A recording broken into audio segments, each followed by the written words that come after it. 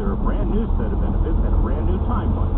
So let's start with the brand new timeline. Yeah, so people can sign up now, anytime now, for any reason, through to August 15th.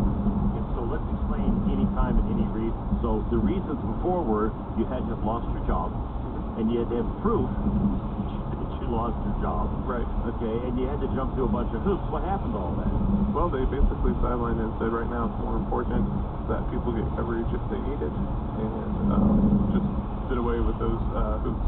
Yeah, and that's exactly what happened. In fact, I saw an article in the paper this morning that, and this was in this morning's paper, in the U.S. more than 500,000 people gain health insurance off these health plans. Wow.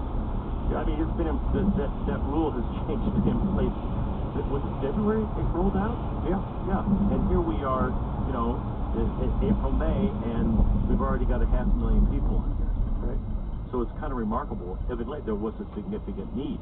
There was, yeah, absolutely.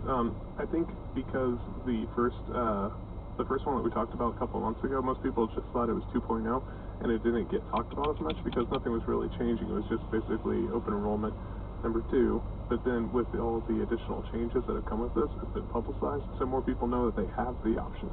And so it's kind of like hosting a party and not advertising it. Now it's advertised and more people are getting it. Now the signs are about telephone poles around the neighborhood and everybody knows there's a party, right? Exactly. Yeah, so it's a little different deal.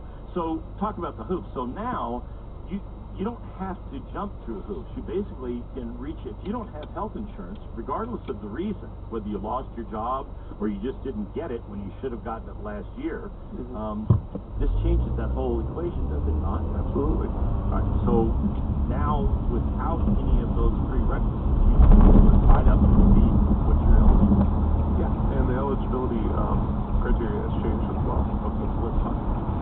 Yeah, so back when Obamacare first got established, anybody who wanted to qualify for a subsidy, that is, the federal government to pay a portion of the premium, their household income had to fall between 100% to 400% what was called the federal poverty level, and that varies based on how many people are in the household. Now, they have taken the cap off that, and so anybody who makes over 400% of the federal poverty limit might still qualify for a subsidy where they could not have before.